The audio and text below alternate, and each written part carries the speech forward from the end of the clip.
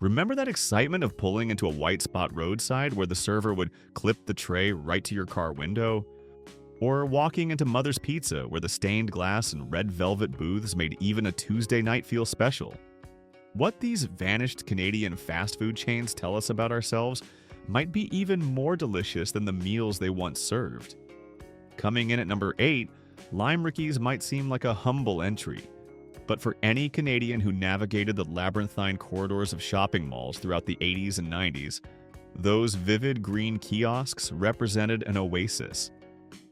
The distinctive snap of the plastic lid being secured onto their signature lime shake created a Pavlovian response in an entire generation of mall rats.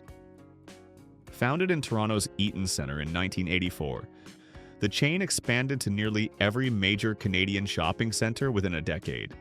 Their employees in crisp white and green striped uniforms becoming as familiar a sight as Santa at Christmas.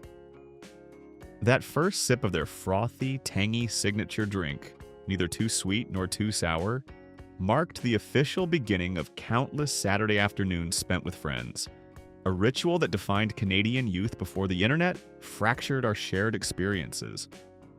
Sliding down to number 7, Beavertails Poutine reminds us that even our most iconic national dish once had experimental variations that pushed the boundaries of Canadian cuisine. While most remember the pastry side of the Beavertails empire, this ambitious sister chain launched in 2003 to celebrate Canada's regional diversity through the medium of French fries, cheese curds, and gravy. Their locations, designed with reclaimed wood and vintage Canadian railway advertisements, became gathering spots where university students could tackle the legendary Coast to Coast challenge. The squeak of those cheese curds, sourced from small Quebec dairies, and the distinctive thunk of hand-cut potatoes being dumped into canoe-shaped containers created a soundscape that was uniquely, unapologetically Canadian. If you're feeling that wave of nostalgia washing over you, take a second to hit subscribe. We're just getting started on this journey through the taste and texture of Canadian food culture that shaped how we ate, celebrated, and came together as communities.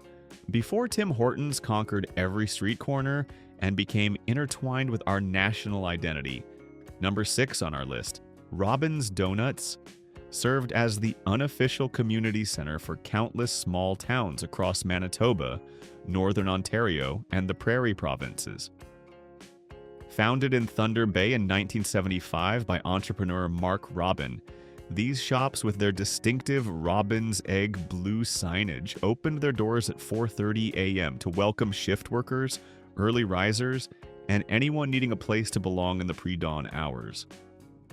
The rich aroma of their cardamom-spiced coffee would waft through the parking lot, guiding tired workers like a beacon through dark winter mornings. The wood-paneled interiors of Robin's Donuts, with their hunter green accents and vinyl-padded swivel chairs, reflected Canada's outdoorsy identity, while providing a warm shelter from our harsh climate. Local radio stations would play the Robin's Donuts Worth Waking Up for jingle at 5 a.m., an unofficial alarm clock for entire towns, particularly in remote northern communities where the chain focused its expansion. Their signature Trucker's Breakfast, a hearty combination of eggs, back bacon, and potato cakes that could fuel a day of hard work, became so embedded in prairie culture that regional politicians made campaign stops there, understanding that connecting with voters meant meeting them where they gathered naturally. At number 5, Dixie Lee Fried Chicken offered something uniquely Canadian at a time when American fast food chains were beginning their northern expansion. Born in Belleville, Ontario in 1964, Dixie Lee preceded Kentucky Fried Chicken in many Canadian communities, particularly throughout the Maritimes and Quebec. The distinctive aroma of their slightly sweet, pepper-heavy batter would announce itself blocks away from each location, drawing families for Friday night dinners that became weekly traditions. Their red and yellow signage featuring a surprisingly dignified rooster wearing a bow tie became a symbol of small-town Canada, as recognizable as hockey rinks and Legion halls. Founder PJ Lee insisted on sourcing ingredients locally, creating subtle regional variations that reflected local tastes, like the dulse-seasoned chicken unique to New Brunswick locations or the maple-tinged gravy served in Quebec. Walking into a Dixie Lee meant being greeted by name, sitting at formica tables that had hosted generations of the same family, and watching as grandparents introduced grandchildren to the same flavors they'd grown up with. The chain's peak in the 1970s coincided with Canada's centennial-era burst of national pride, making their "Canadian chicken for Canadian families" slogan resonate deeply with communities seeking to define themselves against the cultural behemoth to the south.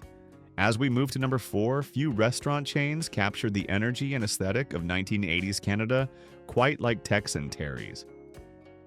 Launched in Vancouver in 1983, this Tex-Mex chain, with its neon cacti and Miami Vice-inspired color palette, rapidly expanded across urban centers, becoming the default first-date location for a generation of Canadians. The distinctive sizzle of fajita plates being carried through the restaurant, servers shouting "hot plate" as conversation momentarily paused, created a theatrical dining experience that felt sophisticated yet accessible to young Canadians. Their Fiesta Fridays with $2 margaritas and complimentary nachos served as the launching pad for countless Canadian relationships and friendships.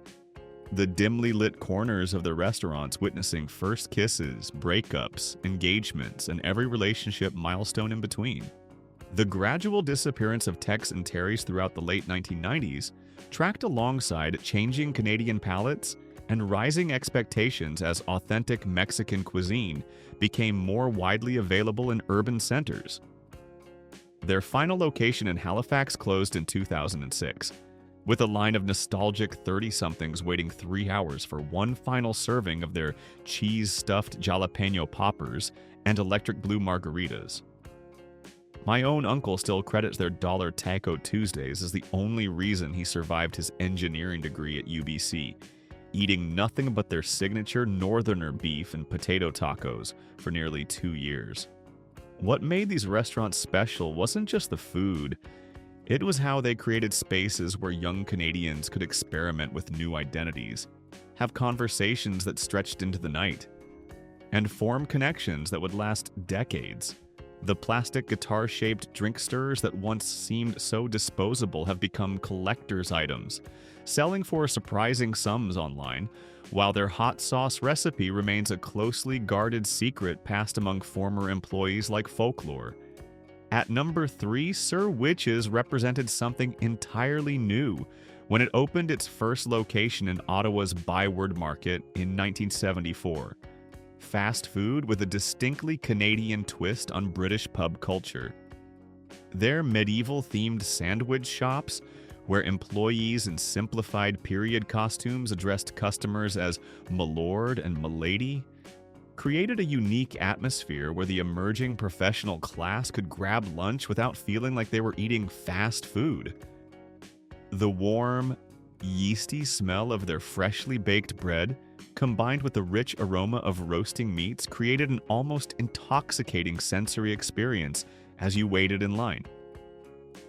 Their signature sandwich, the Knight's Quest, featured thick-cut Canadian back bacon, aged cheddar, and a maple mustard sauce that became so popular, they bottled and sold it separately in distinctively shaped glass containers, designed to look like medieval potion bottles. Throughout the economic boom of the 1970s, Sir Witch's expanded rapidly, becoming fixtures in the first food courts of major Canadian malls, when such spaces were still novel gathering places rather than utilitarian feeding zones. My grandmother still reminisces about meeting her girlfriends at the Eaton Center location every Saturday, where they'd split the royal feast platter before shopping, a ritual that continued for 15 years. The chain's gradual decline through the 1990s coincided with both health-conscious eating trends and the arrival of American submarine sandwich chains, which undercut their prices while offering none of the atmosphere or charm. Their distinctive metal serving trays shaped like shields have become prized mementos, often displayed in home game rooms and basement bars across Canada, silent reminders of a time when even lunch could feel like an adventure rather than a mere transaction. As we approach our top 2 entries, few Canadian chains inspire more passionate remembrance. While white spot restaurants still exist in British Columbia, few Canadians under 40 remember when white spot roadside locations dotted the Trans-Canada Highway, serving as essential pit stops for road-tripping families from the 1950s through the early 1990s. Founded in Vancouver in 1928 by Nat Bailey, these distinctive orange and white A-frame buildings with their boomerang-shaped signs represented freedom and adventure for generations of Canadian travelers. The anticipation of spotting that sign after hours of driving became a game for backseat children, who would compete to be the first to announce its appearance on the horizon. Their car hop service, where servers wearing crisp white uniforms would attach trays directly to your partially rolled down windows, was often a child's first experience of dining out.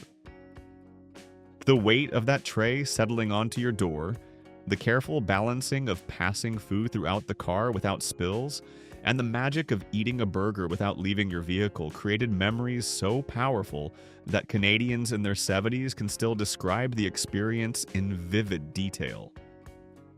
Their triple O sauce became so iconic that desperate expatriates would have bottles shipped across the world, the tangy, slightly sweet condiment serving as an edible connection to home.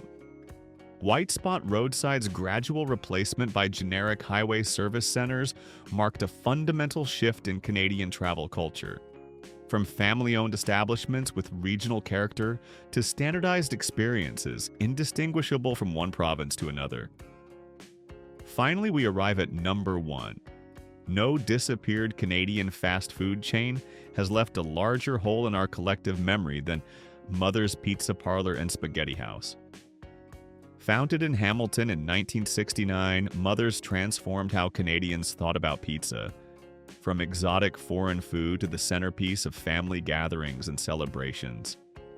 Their Victorian-themed restaurants with stained glass windows, red velvet booths, and antique-style telephones on each table used to place orders created an atmosphere that made dinner feel like a special occasion even on ordinary Tuesday nights.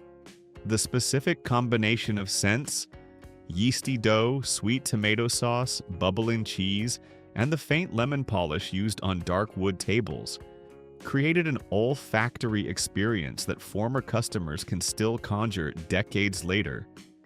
Their thick crust pizza with slightly sweet sauce and mountains of cheese became the standard against which an entire generation judged all other pizzas, while their Mother's Memory Book, where children could sign their names, ensured fierce loyalty across generations.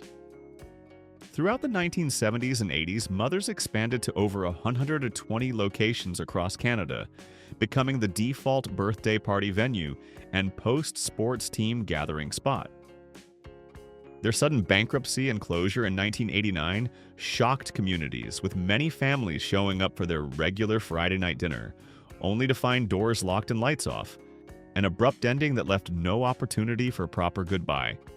The strength of these memories led to a brief revival attempt in 2013, but it couldn't recapture the original magic that came from those restaurants being woven so thoroughly into the fabric of Canadian family life for 2 decades.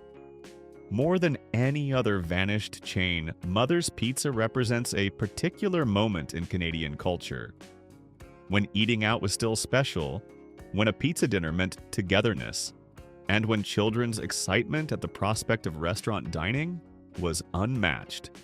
In many ways, we're still searching for what Mother's represented.